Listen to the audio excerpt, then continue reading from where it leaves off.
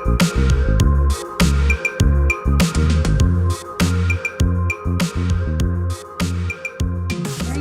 very much, Katie. And it's lovely to see everybody. I haven't been at a membership webinar for a while, and it feels a bit like coming home, going back to see the members, because I've done a lot of external representation of AONTAS. I think at a greater level than we've ever done, because it's all online. So I just really wanted to have a presentation, have a PowerPoint here, but I really want to get a sense and really involve the members in understanding the impact of COVID 1 year on. And really today I'm coming humbly with an assortment of different kind of statistics, research, information that I've gathered to demonstrate the impact that COVID has had on educational equality.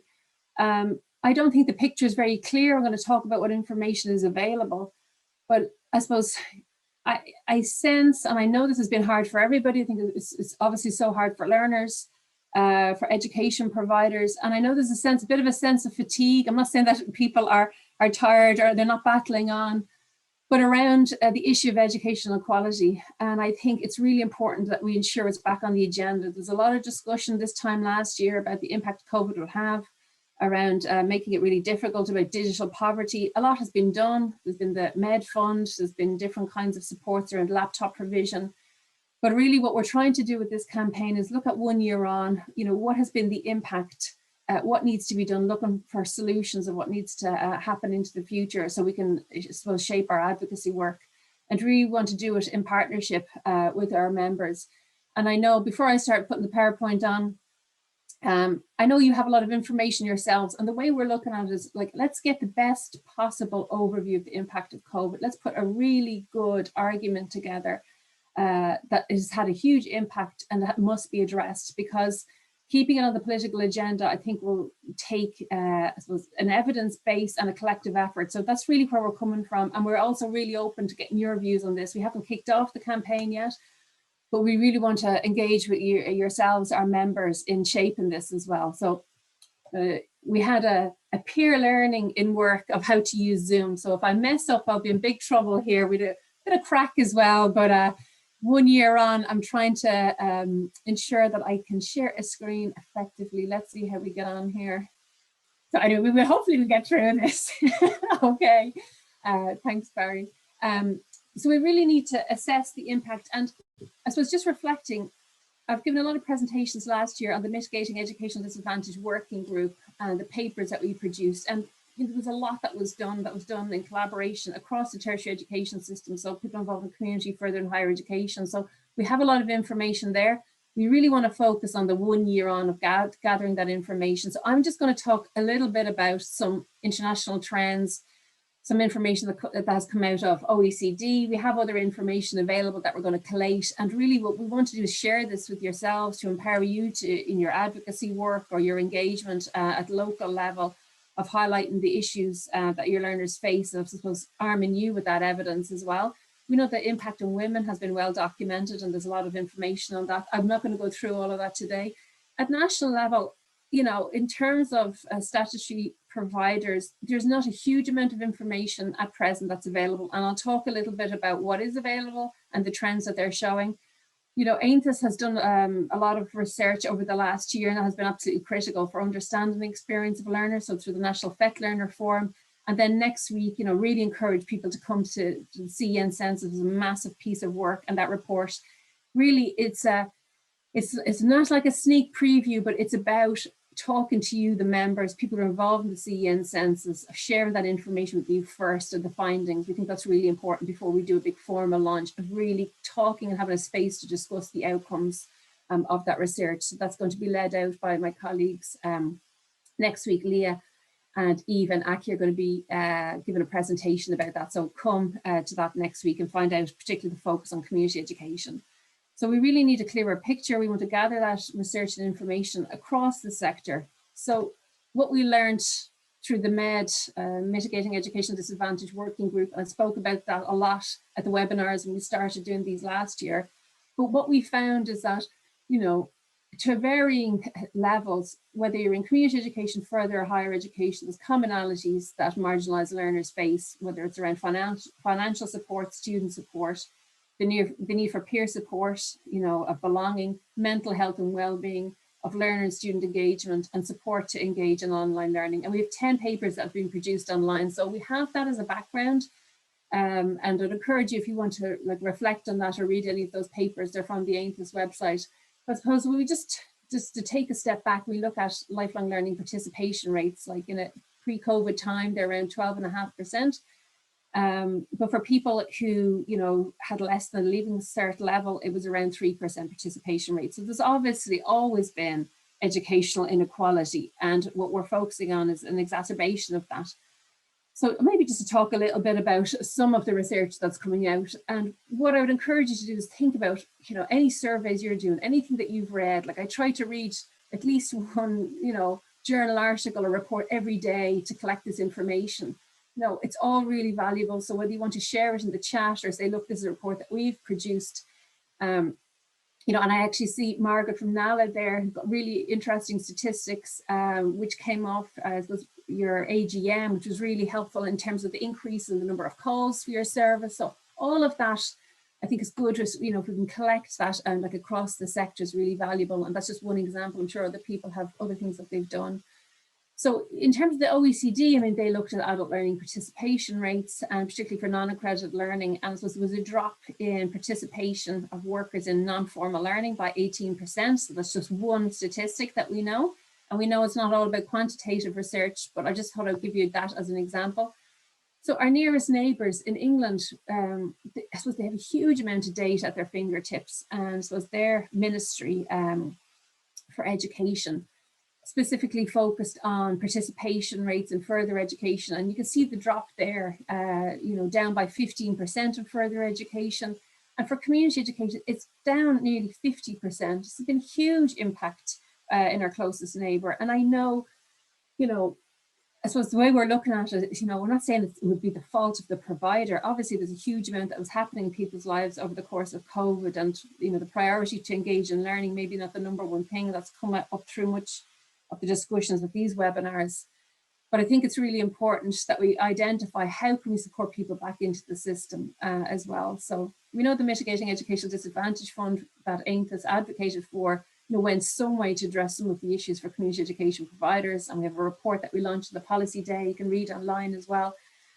So I don't know what that rate would be for community education, but we also know that there was great innovation that community education organisations did to be able to respond to learners' needs as well, whether it's maintaining that connection. Maybe people weren't on a course, but they were linking in with the provider.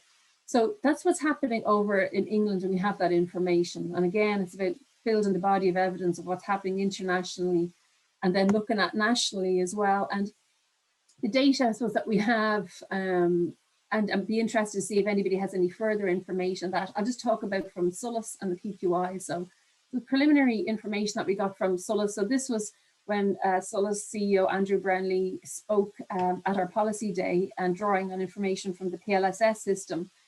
And there was a quarter reduction in participation by members of the traveller and Roma community in further education and training. There's 15% reduction in people over 50, people with disability, and refugees and asylum seekers in further education and training. They're really stark figures. And looking at how can we support people to come back into the system, whether it's this academic year or ongoing, and I suppose really to get your views on what would support that. So they're pretty stark figures that are there. In terms of accreditation, so this is just another form of information that we have, and of course it's not all about accredited provision, but it gives us some idea of what's happening with regard to participation levels. So there has been a decline, and particularly around minor awards, of 27% compared to the year before, in 2019, before COVID, and particularly at the early levels of the National Framework of Qualifications. So they're on average down in half. This is a huge drop. Now, I suppose it is couched in some discussion here, as quoted from the QQI website, that this has been, a downward trend over the years. But if we just look at that, last year there was a 14% drop in active providers. And I think there is some questions. Of course, we'd like to get under the bonnet and really understand these figures. Are there community education organisations who couldn't re-engage and couldn't provide accredited provision? It's like a whole host of reasons where people just focusing on non-accredited provision. But I suppose ultimately, those figures are powerful in terms of influencing policymakers, that there has been a trend, there has been a drop off. So these are from really helpful information from the QQI website that you can download, and we can share all the links afterwards. But if you look at the trend in further education, higher education around like awards attainment, there's a huge difference. Like there's a huge drop in FET and, you know, no drop in higher education. If anything, in some areas it increased.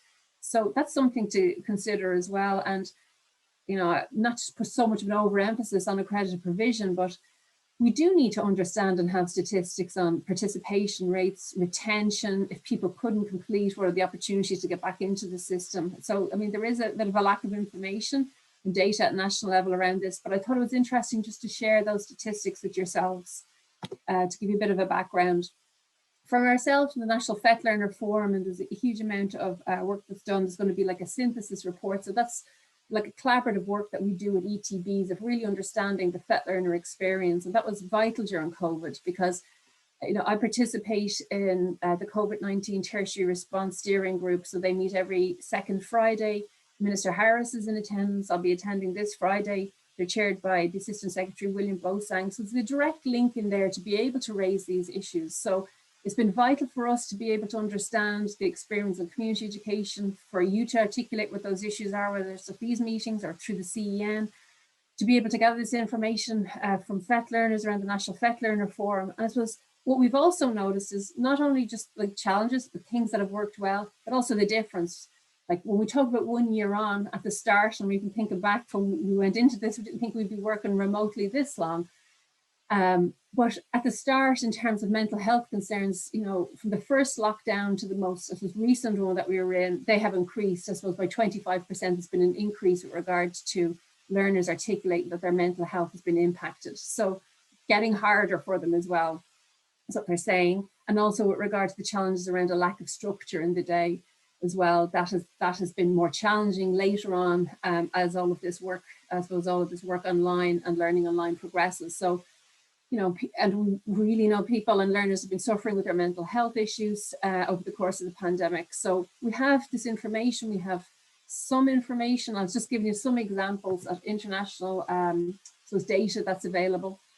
And then again, in terms of representation of learners to the National FET Learner Forum, I mean, it is not impacting, and we've talked about this a lot across our different discussions that we have and different events. Of course, the impact of COVID has been very difficult, particularly for the most vulnerable learners and members of the most vulnerable communities. So in terms of like 80% of Roma and traveller learners are reporting issues around mental health. So obviously it's been a huge issue for those learners. Again, for learners with a disability, that has been also, you know, a very significant issue as well. Again, for people in direct provision. So it's really important that we capture all voices and, you know, get the experience. And I think the National FET Learner Forum and the engagement of the ETBs, and that has been really helpful. And through the CEN census, we're getting a really good picture of the impact of COVID on community education that we will have information on next week, has been really valuable. I'm just going to move on because I'm just actually going to fly on to the, this bit here, because I just want to leave a space for questions and answers. But I suppose positive things have been happening.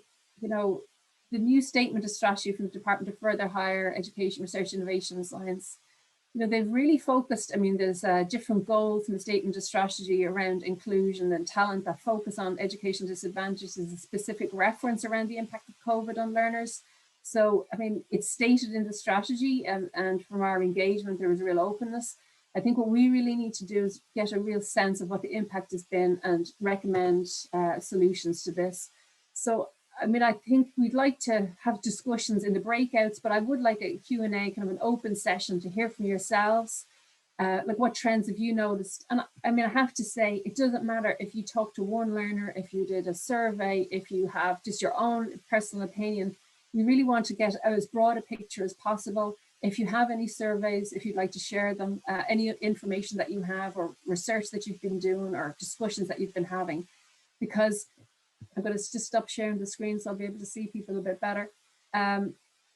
Look, as I say, last year it was almost I've been reading a bit about like the impact of pandemics, and the beginning is like a heroic stage where everybody's coming together, working towards, a common goal of trying to support each other. I think people, there's a sense of fatigue, and I totally understand that. But I think what we're trying to do, Niamh, is kind of revitalize that this is absolutely essential, that those who are most educationally disadvantaged are going to be supported, that there's going to be funding into the most appropriate levels of support for community education, those learners who haven't been able to engage. So that's why we really want to revitalise and ensure that this is on the political agenda that's going to be included in the next budget. So I want to just pause there and open it up to yourselves if you have any comments. And, as I say, it's not about having the most perfect report. It's about what are you sensing? If you want to put something in the chat as well.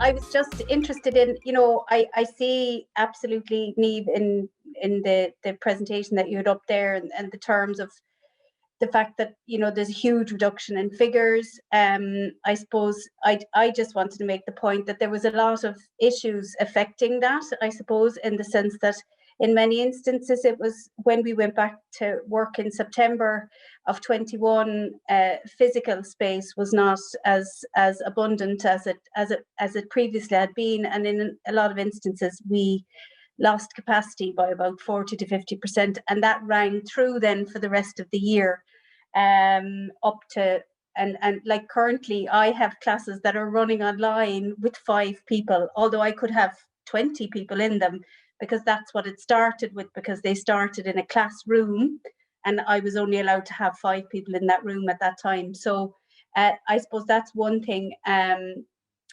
I mentioned as well in the chat, we took accreditation away from a lot of classes at the beginning of the year, and that was a conscious decision because we were unsure of what the landscape of the learning environment was going to be like. Now we were lucky to be in a position to be able to do that, because it took a lot of pressure off both facilitators and learners in that instance, and then we put it back on in January. So again, in terms of output and outcomes, in terms of accreditation, it probably would be down about 50%, but I suppose we did that in order to take the pressure off learners. That was all. I do absolutely agree with the fact that we have lost a lot of people along the way, and the service hasn't been perfect, but I just wanted to make those couple of points. Thanks. Yeah, no, thanks so much, Bríd. And this is what's really so valuable about, we had the surface level data that the department would have. We're trying to get under and really understand it.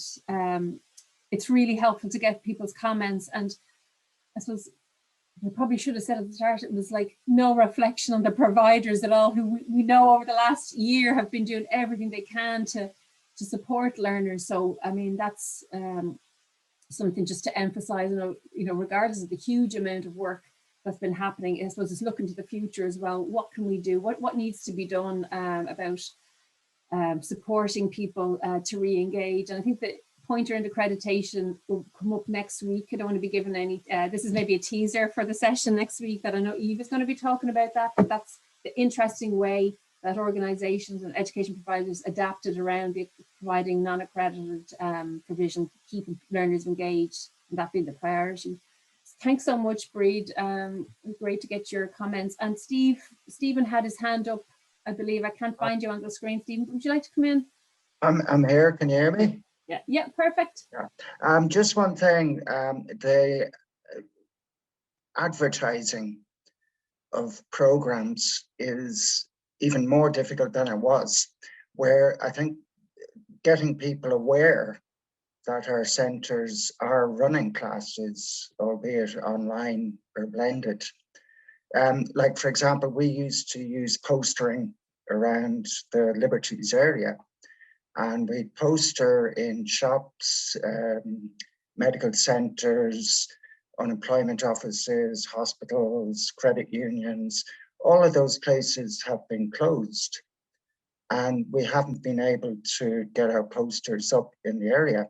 So the visibility of our centres is radically reduced.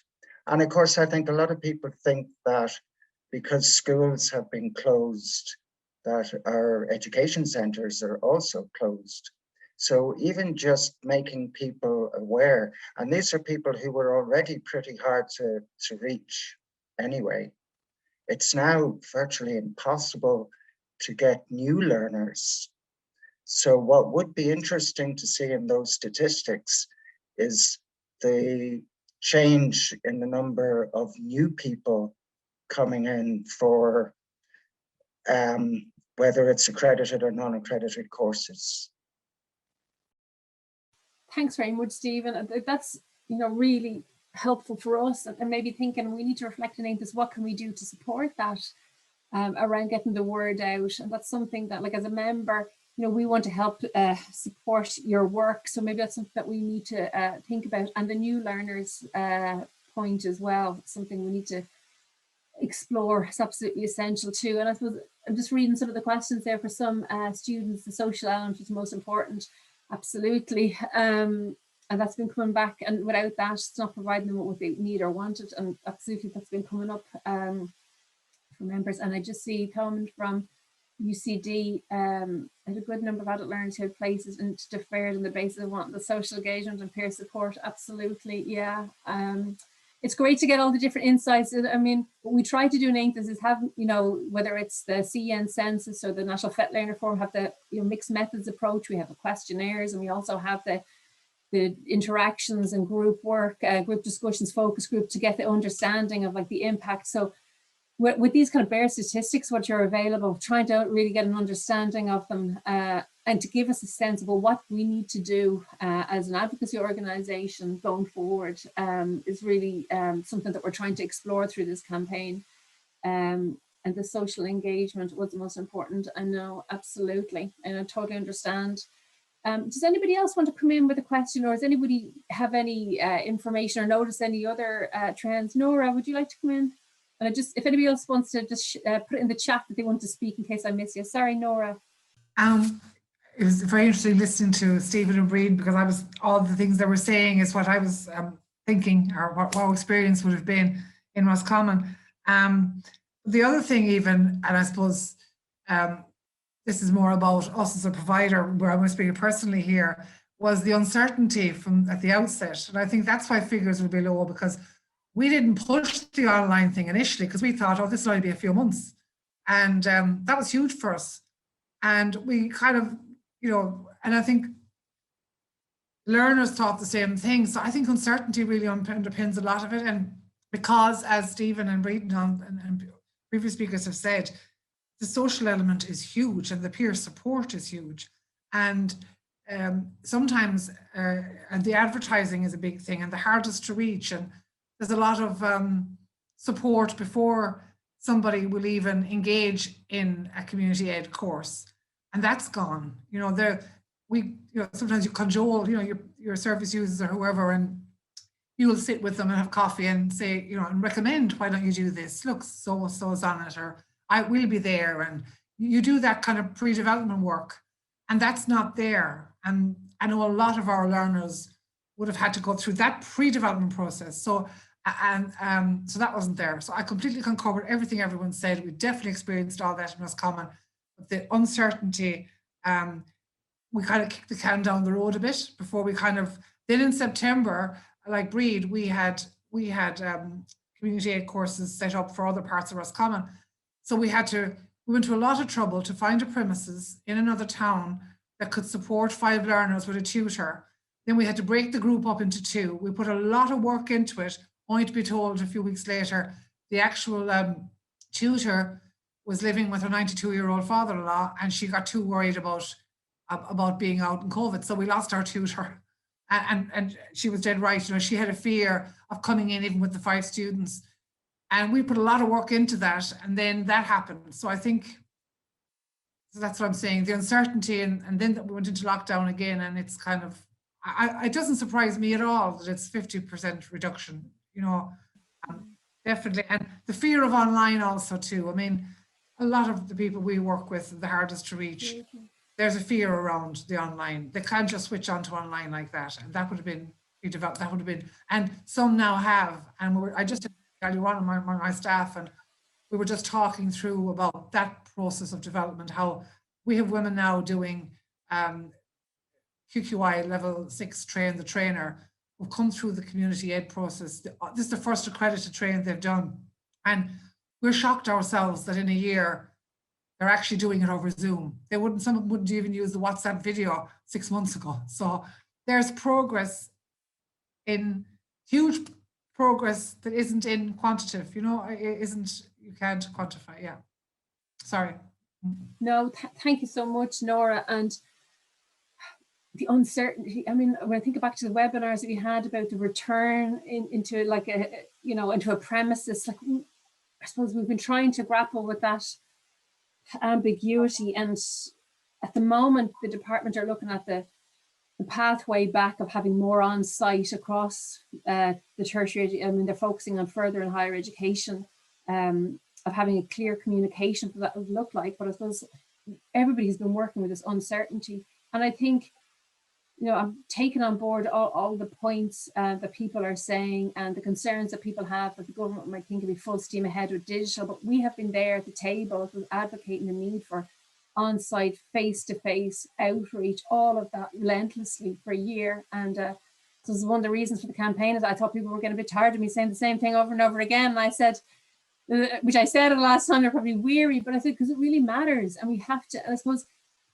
now, while it's having these stark figures and the understanding around the reason for it, but it also puts us in a position to be able to advocate for outreach more and say, look, there's the figures, we need to do X, Y, and Z. It also gives us, the evidence base to ask for increased funding for specific areas to focus on. So while I suppose I'm at pains to say I know everybody's done so much work on this and has battled through over the last year all the uncertainty, but I think of gathering this information gives us an opportunity to showcase the innovation. So this is making me think about our campaign to show what great work has been done, about how people had to move from accredited to non-accredited, that we need to understand if there's new learners coming in, that pre-development work needs to be supported into the future. I think it gives us an opportunity to put forward the things that you need as well. So we'll be very careful now, I think, about how we're going to communicate the campaign. So it's not just around the stark figures around that, but there's a real justification and work that's been done. Nora? I'll just also say, I think an opportunity to showcase how important the pre-development work was for community education, that I've often found hard to articulate or to, explain to funders. This drop, I think, really reinforces that, because without that, people are not going to engage in education. And we haven't been able to do that. You can't really do pre-development work without sitting with someone and having the coffee or having the chat, I think. Absolutely.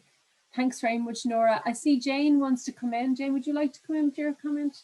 Yeah, it's nice to be back. I haven't been back to these forums since this year. So I agree with what Nora's saying about the pre-development piece, and that's a big piece for us. What I would contribute is our numbers haven't gone down. We don't reflect what you're seeing, but what we're finding, and increasingly so, is kind of based on the uncertainty piece, that people are not committing to a course. And so we've kind of, our response to that is that, say previously we might have put on, because we're kind of pre-accreditation in a lot of the community education we provide, we might have done a 6-week makeup course, but what we started doing this year was, it was almost like clinics, workshops. We stopped calling them courses, we called them workshops. So we had a skin workshop, we had a COVID mask makeup workshop. And so people didn't feel that they had to commit to a series of 6, which with their homeschooling, if they're unsure about whether they're going back into the office, or all the kind of uncertainty that I think has escalated and accumulated over this year. They seem to feel more comfortable with just signing up for one. And the reality was they did all 6. And they were very welcome to do all 6. It changed how it's almost like structured the content, in the sense that you couldn't make the assumption somebody had done workshop 1 before workshop 2. So kind of like progressive learning was a different thing. And had to be careful how we manage that. And that's, in a sense, part of the reason why I haven't been here. We have been so busy. And I'm glad to be back. It's great to see you, Jane. I haven't been here in ages either, so it's lovely to see us. I felt like coming home because I've been at all external meetings, and I just see in the chat, Hugh is mentioning around the broadband, and I think maybe that's something that we come back to, because we've been doing a lot of work around a connectivity working group, and basically it's going to be access to broadband, because we know, I could get into this, is a bit of a technical issue, but I think, Hugh, we will come back to you on that and say the work that we've been doing on that, and look for your views as well. I know, I just want to just check in, if we were in a room, I would say, are people, I think it would be good to go into the breakout rooms, because I know people really want to, you know, it's good to have that space to discuss. And I just see Stephen with a question. So maybe just Stephen or a comment, if you'd like to come in, Stephen, and then we will break into discussion groups as well, give us a chance to get to chat in a smaller group. So over to yourself, Stephen. Yeah, apologies, I had a phone call there I had to take, so I missed part of it. But just in terms of the technical issues and the broadband availability, a lot of people basically don't have a space in their homes. And this applies to people who are working from home as well as people who are learning from home. Particularly since schools have been closed, they've had childcare issues, that like people have been trying to concentrate on their class while having like other members of the family in the same room, because they're limited in their space. So it's not just a technical issue, it's a physical, actual space. Many people are just living in apartments. So that's just on a very basic level, it's one problem that people have had.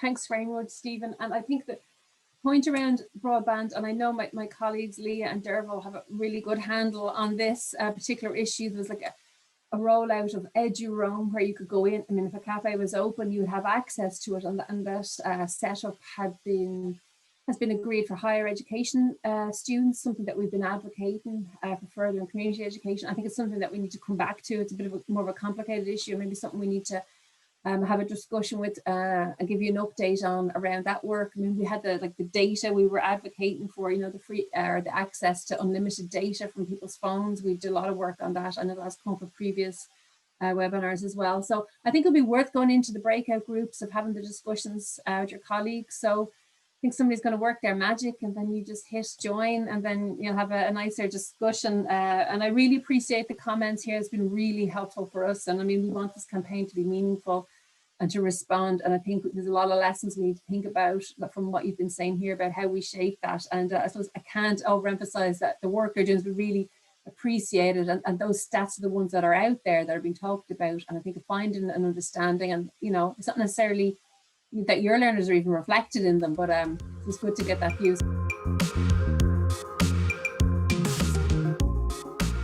Thanks, Katie. It's so wide ranging. And yeah, I think some of the challenges that people in the group were kind of flagging was just exhaustion, and this, you know, being at this point of the pandemic and the kind of, you know, with no clear end in sight, and just the burden of the work that is on practitioners, you know, that it's important not to lose sight of that, because obviously, you know, as the kind of pandemic continues, the needs of learners grow while exhaustion also grows. So I think that was just something that came across. And then I suppose just as well, the ways in which, you know, people have been left behind, and, you know, we need to be cognizant of, you know, that the kind of the options around face-to-face learning, you know, cannot be replaced. You know, certainly there has been benefits to online learning, but, you know, that still needs to remain there. And there was one member of the group described a scenario with biscuits, where biscuits were not allowed to be, there was no funding for biscuits basically in the organization anymore. And I just found this a really good example of how, yeah, I suppose the erosion of these small kind of pleasures and joys that we have when we do have face-to-face learning. And yeah, sometimes it does just revolve around having that biscuit and that cup of tea. So yeah, people were looking forward to going back to that as well. And yeah, there was so much more, but I think we don't have time. So thanks. Thanks a million, Niamh. That's really, really useful. And yeah, we'll document everything and maybe find a way to share with members as well. And we will have upcoming sessions on that. Aki, do you want to give a quick update from your group? Yeah, so I think there were several points, but I think the overall theme was the digital divide that made some learners kind of left behind in terms of online learning, especially if people never used the digital technology or online platforms. They were hesitant to use these things, which meant they were not able to engage or benefit from adult learning, which expanded even more of the educational inequality. Then the question was exactly how we can overcome this digital divide, or how we can encourage those people to get used to online technology and eventually able to join the online teaching learning platform. And it seems there is no straightforward solution. It's just a step-by-step approach to make sure to allow them to get used to it. So this was the kind of main point. That's great. Thanks, Aki. I'm just laughing at some of the comments there, thinking that despite the COVID-19 pandemic, people have not lost their sense of humor. So I think that says a lot about our community with some of those comments. Very good. Emma, do you want to give a quick input, a short feedback from your group? Very short, sorry, yeah, thanks, Katie. All I'm thinking about now is Tesco milk chocolate butter biscuits, because they are the best biscuits for the office. Most of the points come up in our group have been mentioned there, a lot around exhaustion and uncertainty on the tutor side and learner sides, and whether numbers are up or down in the centres. Some of the same issues are being experienced there, with fatigue and tiredness with the uncertainty. Space at home, whether learners have space to learn or whether or not they're sharing bedrooms with siblings or whatever. And I have to say as well, Siobhan made a point just as we were closing. She mentioned how some learners maybe weren't engaging due to falling out of recovery, and Siobhan didn't get to finish your point there, so sorry. You can interrupt me here if you do want to finish that. But just the final point was one made by Jane there that's kind of stuck out for me. Jane, you were talking about the SciCat program and just kind of about how with social inclusion, there's a whole new definition of people who would be considered socially isolated, and how you'd be providing supports to people who you wouldn't have traditionally put into that bracket, or you wouldn't traditionally be supporting in that way. Yes, we just sorry about that, Siobhan. If you do want to jump in, I'm sure Katie will forgive us. Siobhan there. Hi, sorry. Yeah, just to say, just that has been a bit of an issue for us, people who were, we work with special CE schemes where people are in recovery from addiction, and being, kind of cooped up for months and months and months is not good if you have already got addiction issues. Similarly, we do some work with mental health services, and that's had an impact too. And also we work with people with intellectual disabilities, and in actual fact that has worked out best for us because they have the support there to do the Zoom classes, and so they're actually engaging more in some ways than they were before. So that has worked out really well. And another thing that's worked out well is we focused when we were in September to December on teaching students how to use WhatsApp and Zoom. And so we have much more engagement on WhatsApp and Zoom this lockdown than we did before. Great, Siobhan, that's really useful. And I think one thing that's very interesting is just looking at a tailored approach. Like, it's not the same for every group of learners. And while some people in COVID have had the support, others have been greatly impacted. And I think that's really important. Just some of the things that were coming out of our group, and I think, many similar points.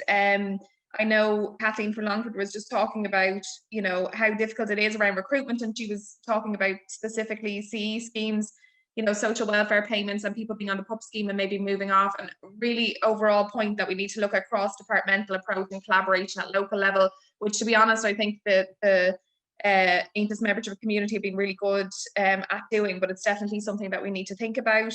I know Robbie's working with the travelling community in Wexford, and the importance of face-to-face, and really there is not many other options that help engage. But one thing that I've just been kind of really struck by today is that, you know, that people have been looking at flexible approaches just to keep the engagement at some level.